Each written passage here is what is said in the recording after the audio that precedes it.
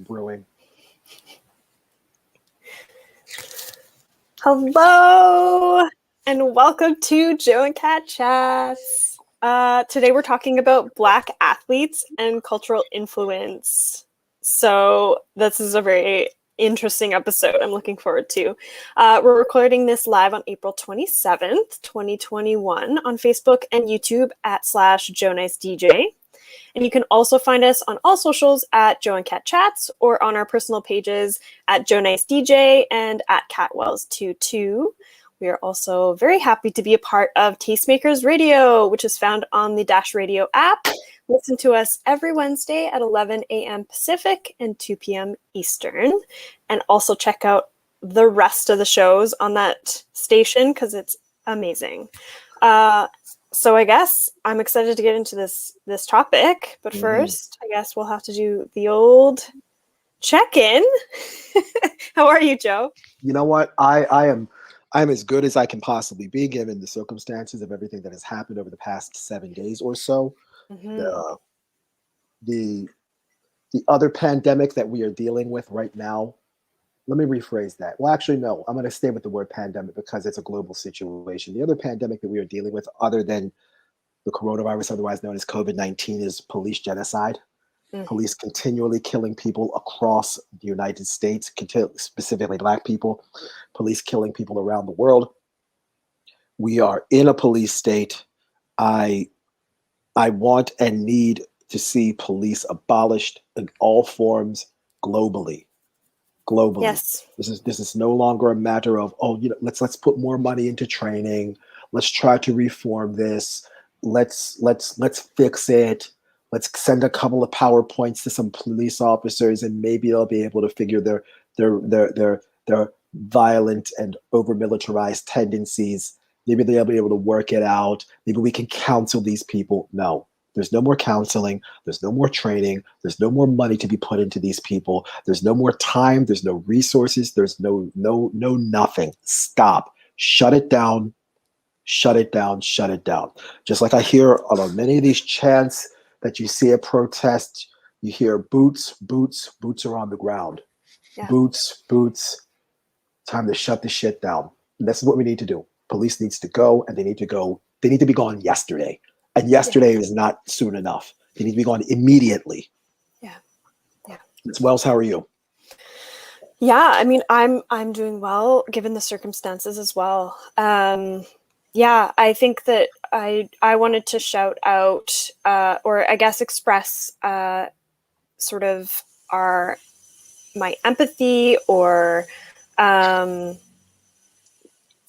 sorry, there's a distracting sound in the background, but I just wanted to have everyone think about the people in India, because COVID-19 is just really upsetting and destroying that country right now. There are so many the infection rate is through the roof. Absolutely. The death rates are really high. And now they've got a double variant, which it seems to be resistant to the vaccine. So, I mean, our hearts just go out to everyone in India who's suffering and whose families are being impacted by this. Absolutely, absolutely. And what we've heard also is, I actually watched a report about that earlier today. Supposedly, there's not only a double mutant, but there's also something called, I think, a triple variant. So there's some other business that's happening in India, and it's obviously a problem. Let's not forget that India is running out of ventilators, and India supposedly does not have enough vaccines for all of their people. Yet India was one of the biggest vaccine producers.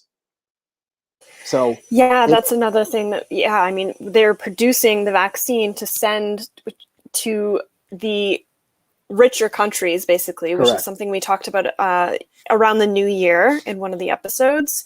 Yes. And so now that is disrupting vaccine rollouts in places like my country here in Canada, and also like throughout the world. But that also, it deeply impacts the trajectory for for lower income countries as well to be able to access the vaccine. Absolutely, So, absolutely, absolutely. So it is an issue. It is a problem. There's been plenty of literature and research to show that the entire planet may not be vaccinated until sometime in 2023. There are places around where I live that have decided to reopen. Social distancing is still in effect. I shouldn't even say social distancing. I'm going to say physical distancing is still in effect in many places.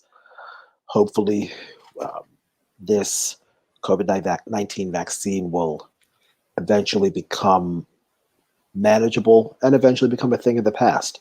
But I cannot imagine it actually being a thing of the past because it's changed and irreparably damaged lives around the world forever.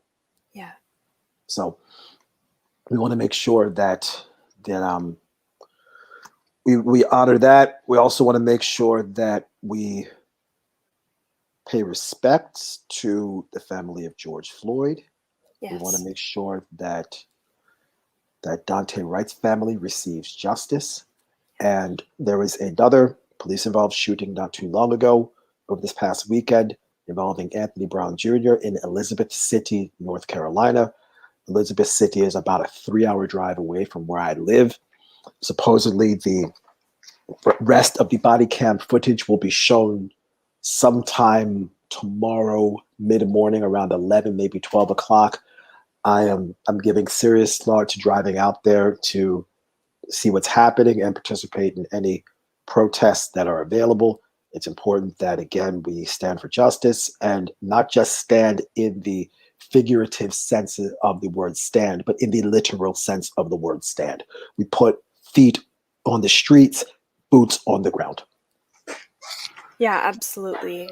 Literally showing up makes a huge difference. Absolutely, absolutely, absolutely. So that is what we are doing. That's the plan for tomorrow, at least as of right now. Hey, I'll get the workout in early, get the burpees done, make the 3-hour drive out. No big deal, no sweat. No big deal. Nice. Right. I've got a full tank of gas and $20 in my pocket. I'm okay. You got this. Oh, of course. Hey, never any worries, never too much. You already know what it is. Yeah. And if anyone's interested in attending a protest or a rally or a march or anything, you believe in, please check out our episode on protests. We did a whole guide on that. Oh my gosh, last summer. It was one of the first episodes. I think it was episode 2. Yeah, you're right. Yeah. So check that out. There's lots of tips and tricks, especially if you are going for the first time or, for a new sort of type of rally or protest, because some of them are more dangerous than others. Exactly. And there's another T word that we want to add to tips and tricks. The other word is techniques. So yeah. Okay, because quite honestly, attending a protest is a skill. It is a skill. It is a skill. You just don't show up and chant whatever people are chanting and hope you don't get dehydrated and hope you don't get calluses on your feet. It is a skill. And in that protest episode number 2 of the greatest podcast in the history of podcasting, Joe and Cat Chats, we talked about the various types of protests, vigils, strikes, wildcat strikes, sit-ins, you know it, picket lines. We've talked about all of them. So there's many different ways an individual can protest. Please go through the archives, as my dad would say, the archives, not the archives, and listen to that episode.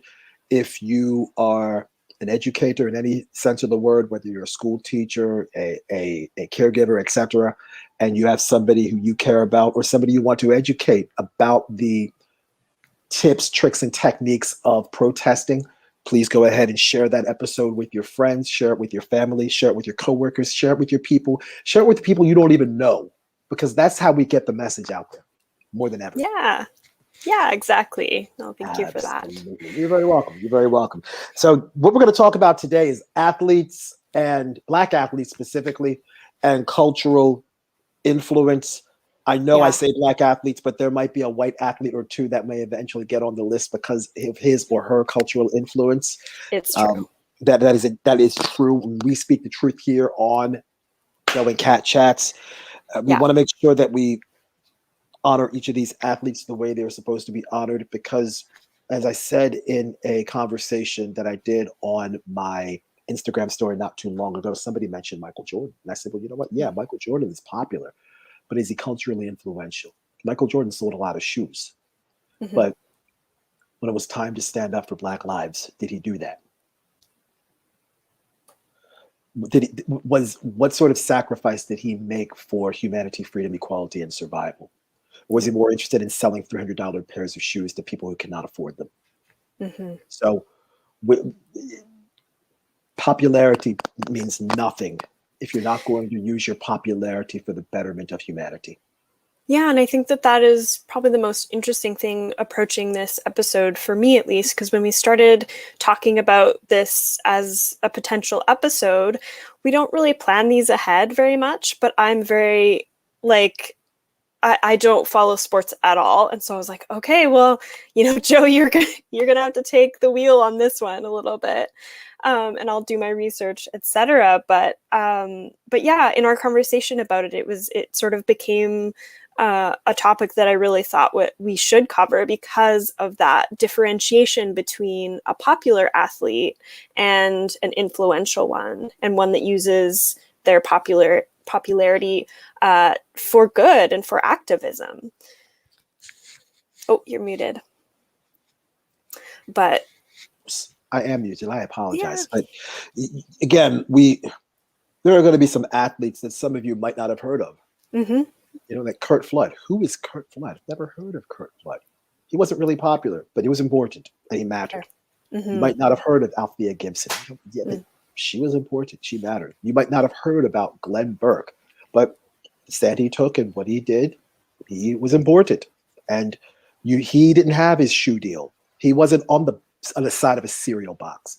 He didn't have his own clothing line or his own brand of cologne.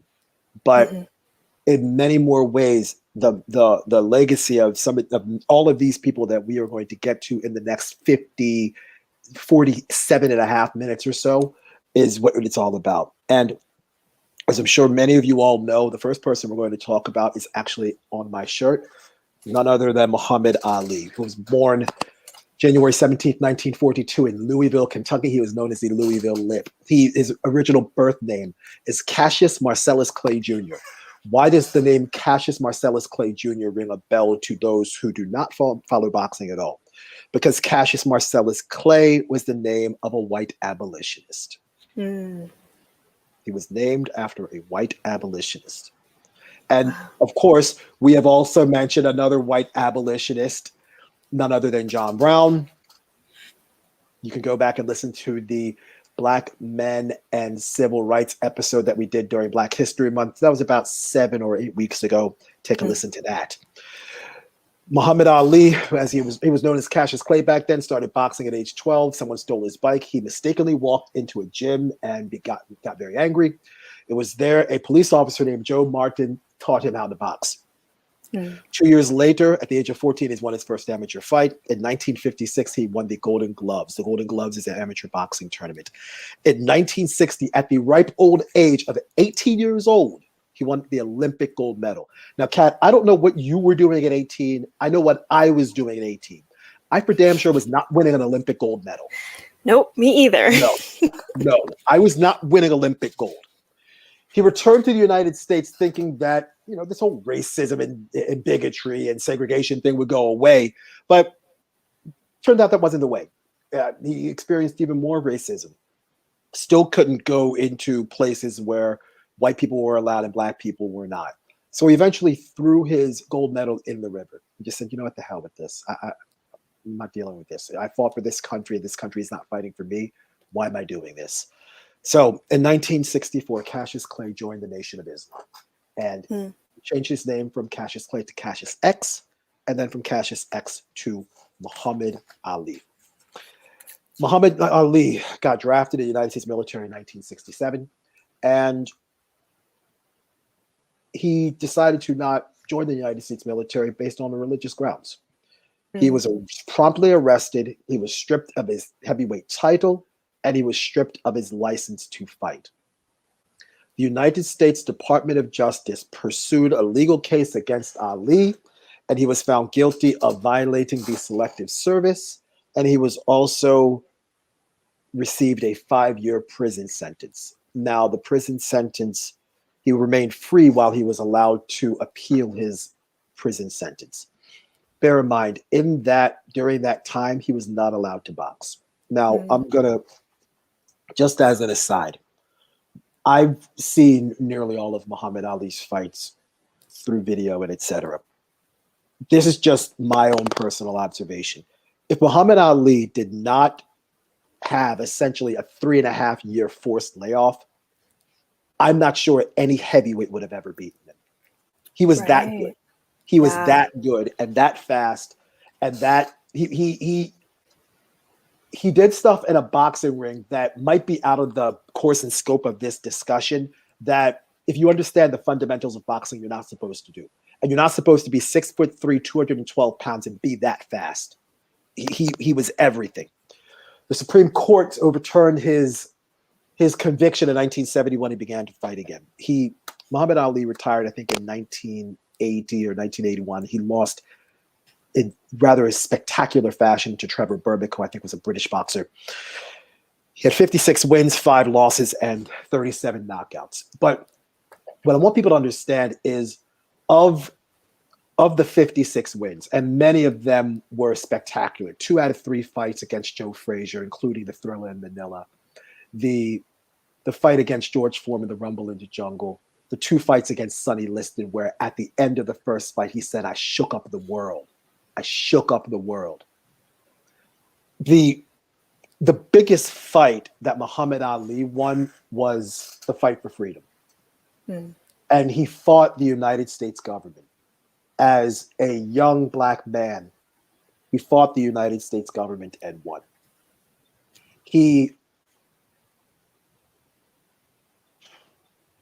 To him, boxing was his life because that's what he loved doing.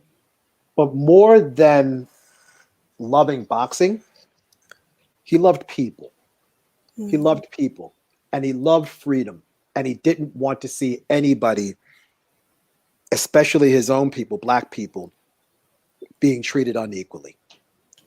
And other than death, he paid the ultimate price, which was giving up his livelihood. And he stood up for the courage of his convictions, which now more than ever in society, you don't see too often because so many people are willing to sell out. So many people are available for the highest bidder. As many of you all know, I used to watch more than my share of wrestling. And there used to be a wrestler named Ted DiBiase. He was known as the $1 Million Man. And his tagline was, "Everyone has their price.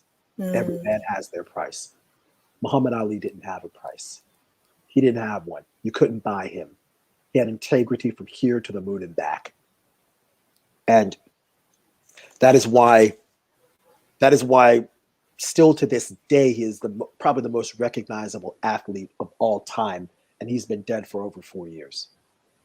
Muhammad Ali also said, "The real enemy of my people is here. I will not disgrace my religion, my people, or myself by being a tool to enslave those who are fighting for their own justice, freedom, and equality." Muhammad Ali also said, "Religions have different names, but they contain the same truths. I think the people of our religion should be tolerant and understand people believe different things."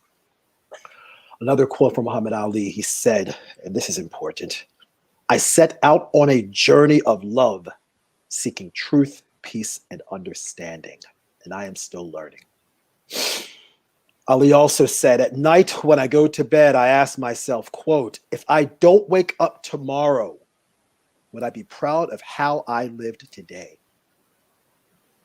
Muhammad Ali also said, "The man who views the world at 50, the same as he did at 20, has wasted 30 years of his life." So again, there are athletes who made a lot of money, had all the perks, shoe deals, endorsement contracts. You can't take any of that with you. What you can take with you is a legacy that he left behind. What you can't take with you and leave behind for everybody else is an example that stands the test of time. When you have anybody that is not only willing to stand up for what is right, but is willing to risk it all for humanity, freedom, equality, and survival, that is an athlete that when Muhammad Ali called himself the GOAT, which was an acronym meaning the greatest of all time, when he said, "I am the greatest," I shook up the world. Float like a butterfly, sting like a bee. Your hands can't hit what your eyes can't see. Rumble, young man, rumble. The reverberations of the rumble of his integrity are still being felt to this day. And it's expressed in many of the athletes that we will discuss later on this episode. Yeah, absolutely. Wow, like that. Yeah, of course. That's the perfect person to sort of begin this episode with. I mean, hard to follow, certainly. But there are a few athletes that were involved and knew Muhammad Ali, and I want to highlight Bill Russell next, who Legend. is an American basketball player. Absolutely. Born in 1934, he played for the Boston Celtics when they were considered a dynasty in the 1960s, and he brought the Celtics 11 championships in his 13 seasons. And I have a quote from NBA.com. He is an uncanny shot blocker who revolutionized NBA defensive concepts, end quote. He's a 5-time NBA Most Valuable Player and 12-time All-Star, which is incredible in and of itself. But he was also an outspoken supporter of the civil rights movement. He endured many heinous hate crimes, including having his house broken into and destroyed for his outspokenness. And I have another quote from theundefeated.com, which is, quote, "a celebrated champion who single-handedly revolutionized the game of basketball. Russell used his heightened platform as an NBA star to fight back against the same overt racism and inequality that plague the country today. In the face of fan violence, possible career jeopardy, and even FBI surveillance, Russell believed his responsibility as an athlete and as a human being was to leave things better for those who came after him," end quote. Now, he was an activist all throughout his career. In 2017, Russell posted a photo of himself kneeling to show solidarity with Kaepernick, Colin Kaepernick. And one thing that sort of relates him back to Muhammad Ali is the Ali Summit, alongside Jim Brown, Muhammad Ali himself, and Kareem, other prominent people. Yeah, the Bill Russell won 11 NBA championships, I think, in 13 seasons in the NBA, and the NBA Finals MVP trophy is named after Bill Russell. And Bill Russell is still alive. He's a national treasure. And speaking of basketball players, and someone you just mentioned a couple of minutes ago, Kareem Abdul-Jabbar, another activist. And he's born April 16th, 1947. He's also still alive. He was born, his name is Ferdinand Louis Alcindor Jr., born in New York City. He was a basketball player, an actor, a basketball coach, a yoga practitioner, and a martial artist. If you've ever seen the Bruce Lee movie Game for Death, he trained with Bruce Lee, learning Jeet Kune Do. And I think Bruce Lee did, 6 movies. Game for Death is easily the best of the 6. But that's another conversation for another time. Yeah. He played high school basketball at a high school named Power Memorial High School. It's no longer in existence in New York City. I think it's now an apartment building or a condominium. He supposedly did not lose a basketball game in high school. He was the most highly recruited basketball player in high school at the time. played his basketball at the University of California, Los Angeles, otherwise known as UCLA, and did not play as a freshman in the following 3 years of basketball at UCLA. He proceeded to win the best college basketball player 3 years in a row, and the team won 3 national championships. So he was basically the best player in the league. He was then drafted for the following year by the Milwaukee Bucks, and I think he was MVP and Rookie of the Year in the same year. The next year, the Milwaukee Bucks won an NBA championship. More importantly, in 1968, Lou Alcindor converted from Catholicism to Islam, and he took the name Kareem Abdul-Jabbar, which means noble, powerful servant. And in protest in 1968, the 1968 Olympics in Mexico City, and we will certainly talk about the 1968 Summer Olympics later on in this episode, he boycotted the Olympics because he was tired of the way Black people were being treated in the United States. So as a result, he chose not to try out for the team, and he did not play in the 1968 Olympics. He got tired of the unequal treatment of Black people in the United States. Kareem Abdul-Jabbar has also been a strong supporter of Colin Kaepernick. He is many people, a lot of people never really got to know Kareem Abdul-Jabbar as a person because he was rather distrustful of the media. And I can certainly understand being distrustful of the media, especially being a young Black man in the mid to late 60s and then going into the 70s, and especially being distrustful of the media when many of your best friends who are athletes are being surveilled by the Federal Bureau of Investigations. Yeah. Yeah, and not only just a young Black man, but a young Muslim Black man. Muslim Black man in your country, yeah. On top of that. Yeah. And being 7'2" and not the most genial person to deal with in terms of media availability. Man was 7'2" and rather intimidating. And was probably smarter than all of the interviewers and sports broadcasters that encountered him. Mm-hmm. And something that we're going to see, and there seems to be a common theme with many of these athletes. They just weren't necessarily specialists at their given discipline. They weren't. I mean, think about being 7'2", but then later on in your career, you're an actor in the comedy Airplane. Kareem Abdul-Jabbar did that. Think about being able to dunk a basketball, but then practice one of the most difficult martial arts to ever learn, and by Bruce Lee, and he invented a martial art called Jeet Kune Do, and he did that.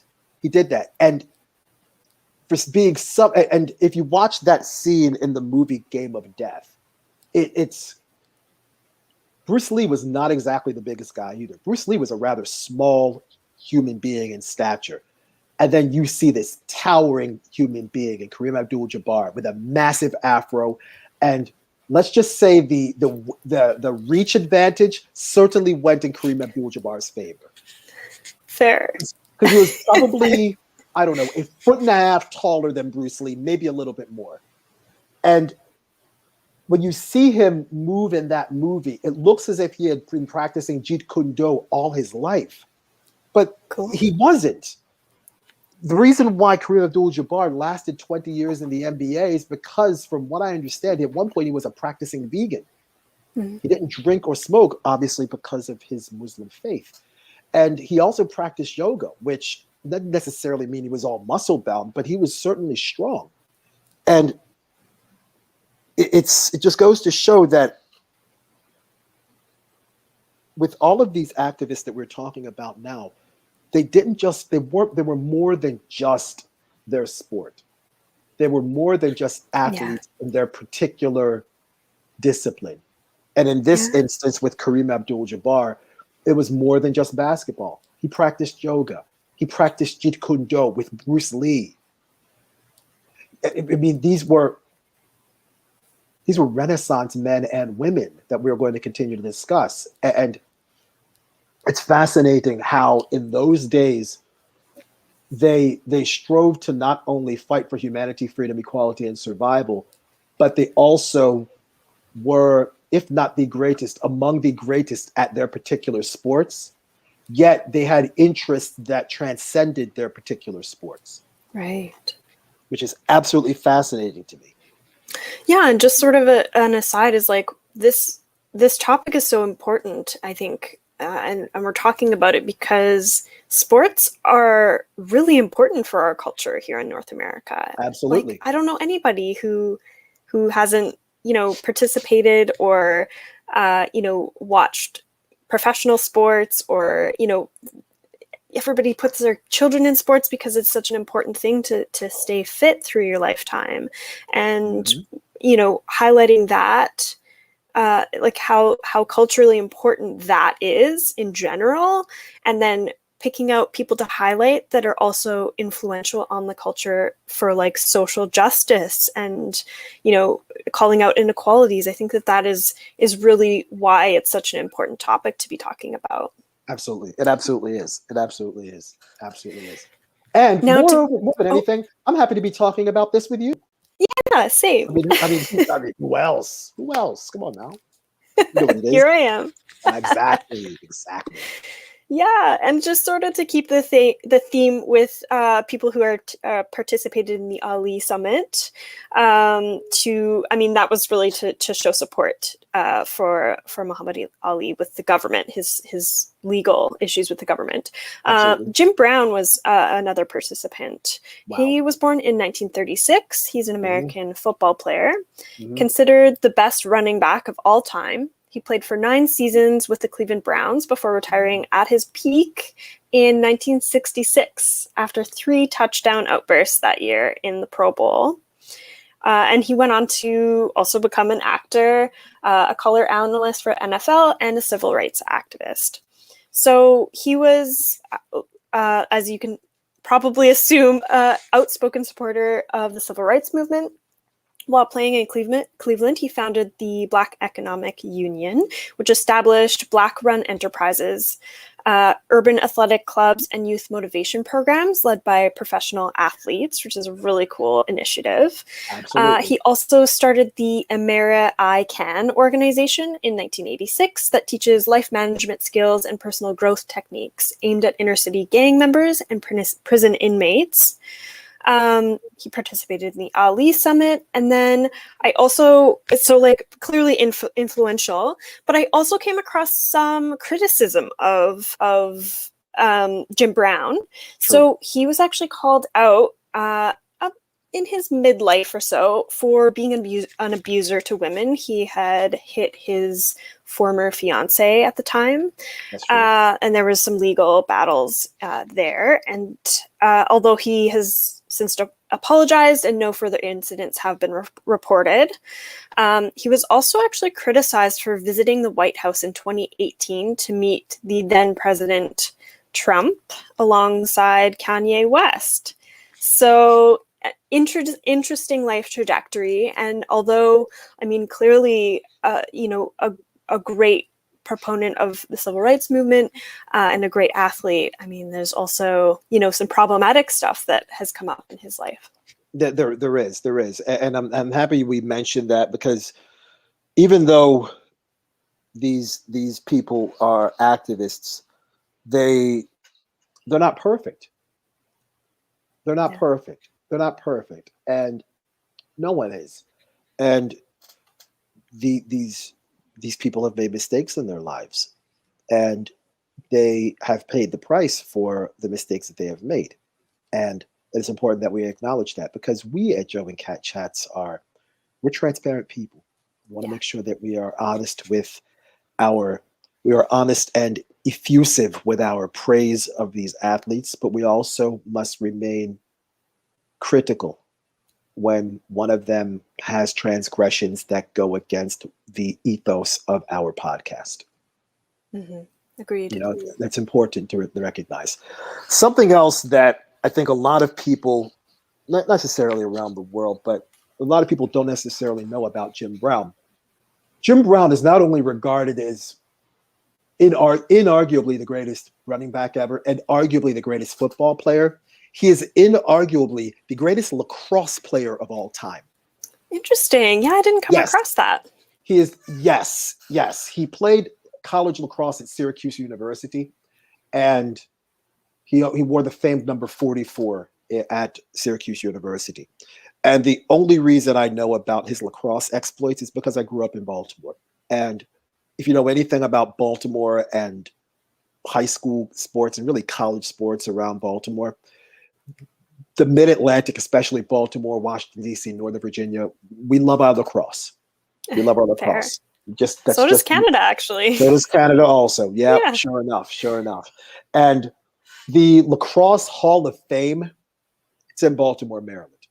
And one of the first exhibits that you see in the Lacrosse Hall of Fame is of Jim Brown. And you ask anybody who was playing lacrosse back in, I guess at this point, the late 40s to early 50s. And Jim Brown grew up on Long Island, and Long Island is a lacrosse hotbed. They will tell you that Jim Brown, he's the greatest lacrosse player of all time also. He is one of a handful of athletes to be in two different sports Hall of Fame. He's in the Pro Football Hall of Fame and the Lacrosse Football Hall of Fame.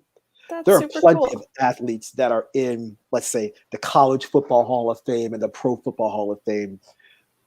But it's rare that you get an athlete that's Hall of Fame in two completely different sports on two different levels. He's in the Lacrosse Hall of Fame and the Pro Football Hall of Fame. That should give you an idea of how athletic Jim Brown actually was. Because when you're playing football and you're a running back, you're just running with a ball. But lacrosse, you got a stick, and lacrosse, French word for it, the stick. Mm-hmm. You're running around, hand-eye coordination. It's a different set of motor skills that makes you an excellent lacrosse player. And he's in the Hall of Fame for that too. So cool. Jim Brown was like that. Something else we wanted to talk about. We wanted to talk about the 1968 Olympics again, and there are two athletes that must be discussed with respect to the 1968 Summer Olympics in Mexico City, Mexico, none other than Tommy Smith and John Carlos. Tommy Smith and John Carlos. Tommy Smith won the gold. John Carlos won the bronze in the 200-meter dash.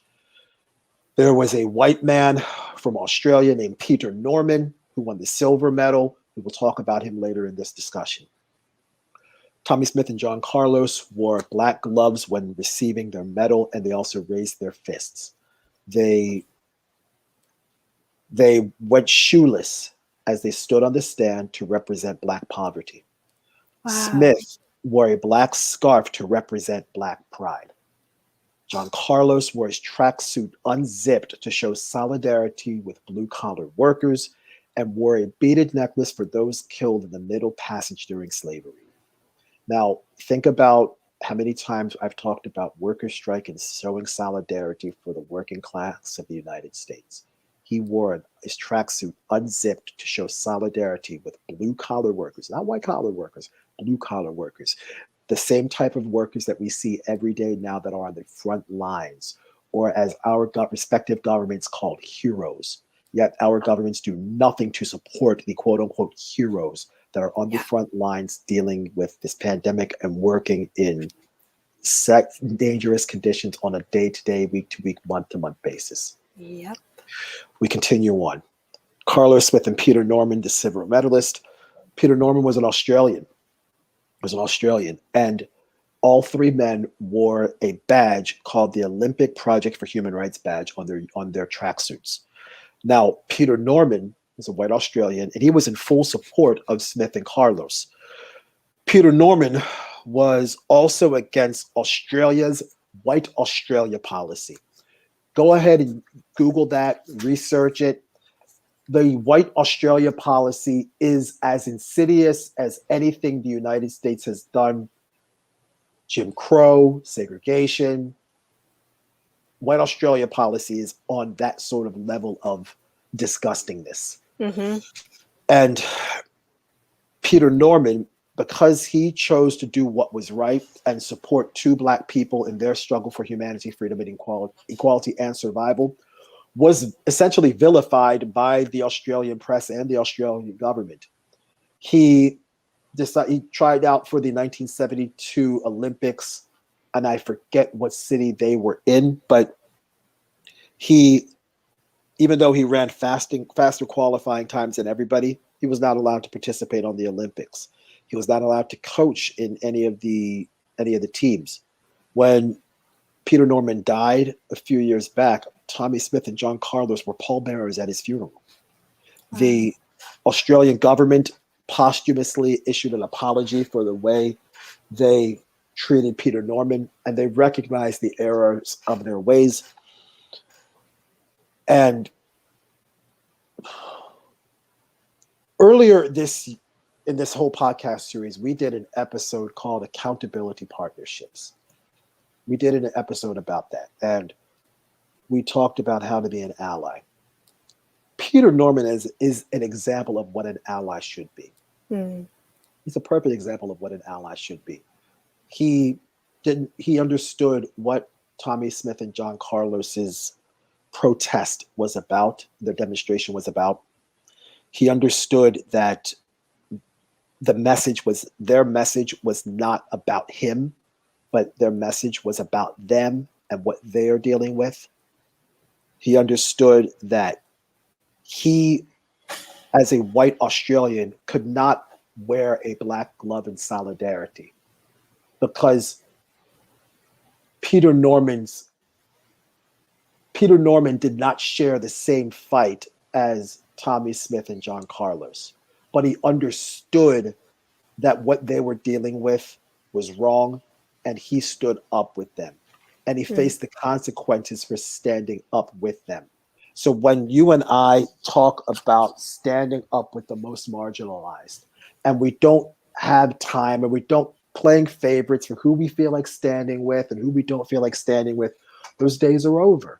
And Peter Norman understood that while standing in the sweltering heat in Mexico City in 1968.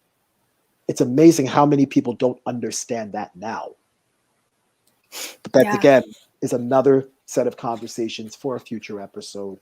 Or if you want to rewatch many of the episodes that we've talked about accountability partnerships or white fragility and racism, please go ahead and review them because they are important episodes to watch and or listen to again and again. And when you get tired of listening to them, listen to them again because it's worth it.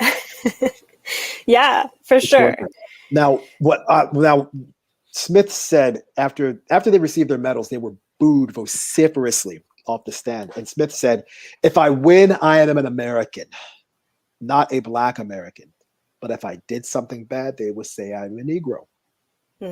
We are Black, and we are proud of being Black. Black America will understand what we did tonight." In the later years, Tommy Smith expressed concerns about Muhammad Ali being stripped of his heavyweight boxing title. He expressed concerns about Black people not having equal rights for housing. And that's something you and I have talked about on the greatest podcast in the history of the world, Joe and Cat Chats. We had an entire episode on housing and racism. And if you want to read a book about housing and racism, please read The Color of Law by Professor Richard Rothstein. It is an important read. It should be part of everybody's grade school, middle school, high school, and college curriculum. He also was speaking of colleges, he was also worried about Black kids doing just as well as white kids, but Black kids not getting into particular colleges. Now, when Smith and Carlos returned home, they received abuse and death threats. Brent Musburger, a longtime sports broadcaster and columnist and out racist, and fuck that guy all day, all night, and forever, and forever's not long enough. He said that Carlos and Smith were a bunch of black-skinned stormtroopers, and he called their actions juvenile and unimaginative. Now, in 1972, there was a similar protest done by a couple of other Olympic athletes, Vincent Matthews and Wayne Collett. They staged a similar protest. They essentially made a mockery of receiving their medals, and they were banned for life by the International Olympic Committee. The International Olympic Committee is one of the most disgusting and repugnant organizations you can possibly imagine. They are corrupt from here to the sun, to the moon, and back again. And that's not far enough. The International Olympic Committee only knows one thing, and it's about making money for their organization. They're not necessarily interested in fair play. They're not interested in supporting communities. What they are interested in is building massive stadiums, bankrupting countries, and leaving these countries that they build these massive stadiums in to hold all of the debt. And they don't do anything about it. The International Olympic Committee is a horrible organization, and that's another organization that can go to hell as far as I'm concerned. Yeah. Now, oh my goodness. one I other can see thing, the legacy of that in the city I currently live in Vancouver here. So perfect that was example. 2010. City's going bankrupt 10 years Perfect later. example. Perfect 11 example. years later. Brilliant example. And obviously, as you know, I used to live in Vancouver, Yeah. and I mean Olympic Village. Look at the housing prices in Olympic Village. Good luck trying to rent something there or buy something there. Good luck. Yeah. It looks nice. It's wonderful. Beautiful water location. The Costco is right around the corner on the other side. Yeah, good luck trying to buy something there. And while you travel into that Costco or you buy one of these $8 turmeric lattes while you're walking along that promenade, you could be prepared to see plenty of homeless people sleeping under every single overpass. Yeah. Or be prepared to see plenty of homeless people along Hastings Street or Powell Street or in Oppenheimer Park or Strathcona Park or McLean Park or Dude Chillin Park, which is another park in East Vancouver. And yes, I know where that is. And that's actually the name of the park. It's called Dude Chillin Park. Totally. So it's the IOC is horrible. And just so you know, there are a couple of memorials. San Jose State University has a statue of Tommy Smith and John Carlos on their campus. It's a massive statue.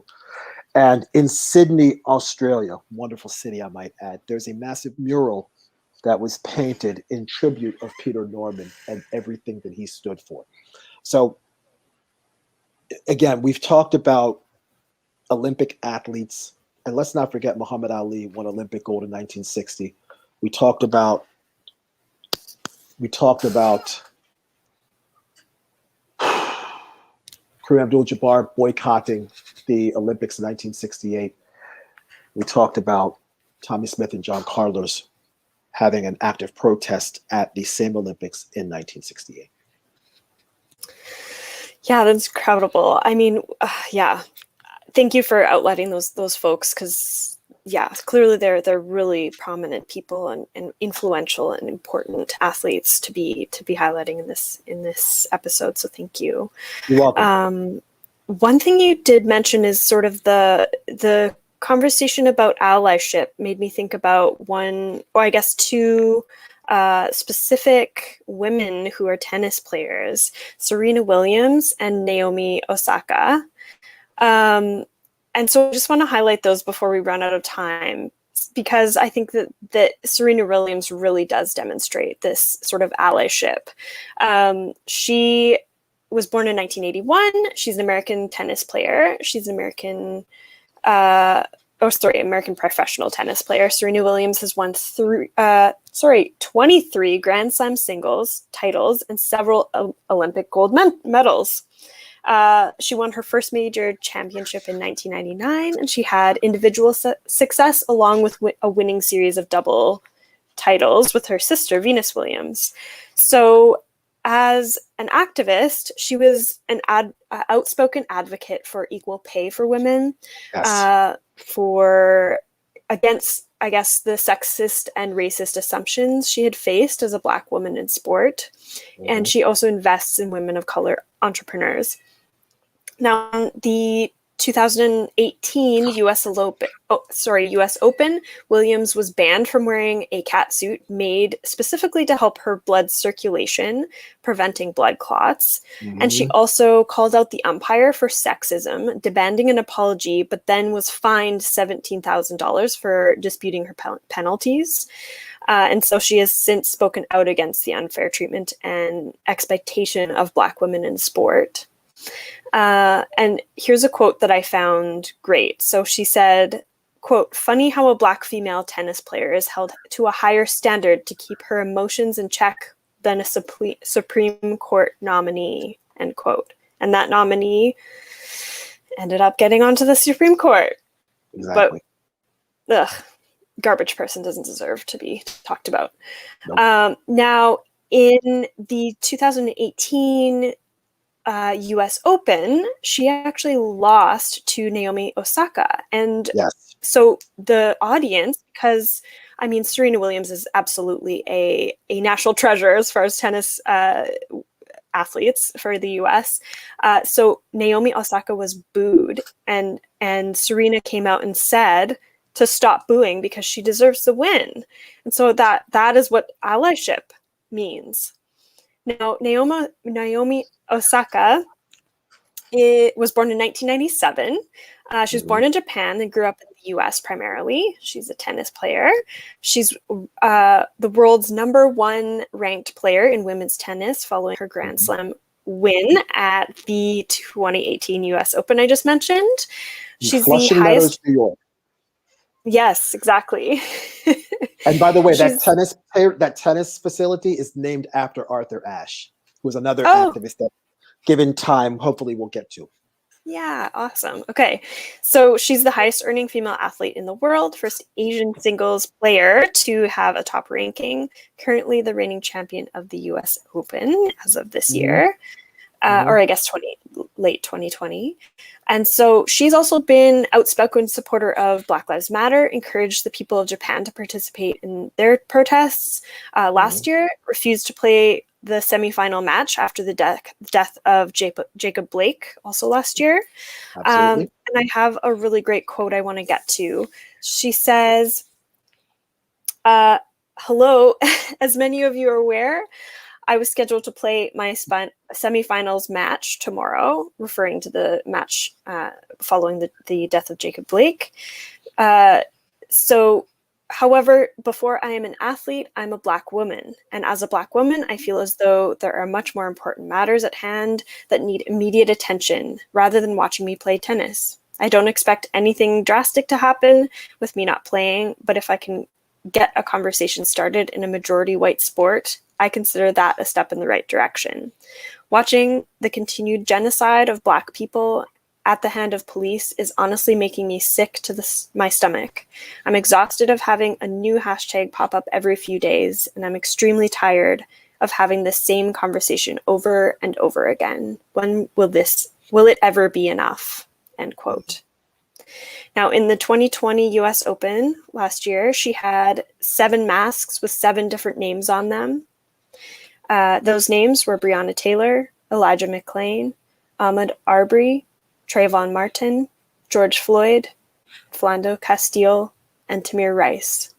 And when reporters asked her about the message she was trying to send, she responded by asking, quote, "What was the message you got?" End quote.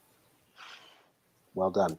Well done. A couple more things about Naomi Osaka, then we're going to get to one more person, then we're going to shut the whole show down. Naomi Osaka's father is of Haitian descent. Of Haitian descent. Now, I'm all for everything that Naomi Osaka is doing.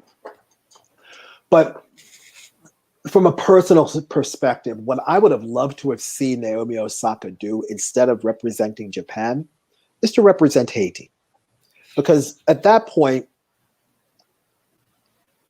Japan is doing okay. Haiti is not. Yeah. And we've talked about Haiti and their struggles in the Capitalism and Human Development Index episode that was, 25 episodes ago, maybe a few more than that. If anybody can put the plight of the Haitian people on a global stage, it is certainly somebody like Naomi Osaka. Yeah, that's fair. And I would have loved to have seen her, instead of her representing Japan or even the United States, I would love to see her represent Haiti and and really take a stand and say, oh, you know what? I'm the number one tennis player in the world. Oh, and I'm going to be playing in the French Open. Hey, France, I'm not playing in your French Open because everything you did to these Haitians 200 years ago. Fix it. Otherwise, I don't play. And guess what? Yeah. And I'm the number one tennis player in the world. And if you want me to play at Roland Garros on the Terre Battue, Roland Garros is the name of where the French Open is played, and the Terre Battue is the name of the surface. Terre Battue means it's French. It literally means scorched or burnt earth, which is clay, because it's a clay court tournament. Naomi Osaka could have done that. There's still time. She's young. She's what, 21, 22 years old? 23, I think now, yeah.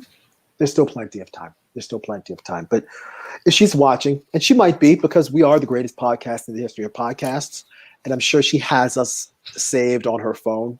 And she has and if not, send it to her if you're listening. Exactly. If you're her agent, if you know her, tell her to talk to us. We can get her on the show. We can interview her. And we can, How cool. Exactly. We got about 3 minutes left. I'm going to go ahead and talk about none other than Colin Kaepernick.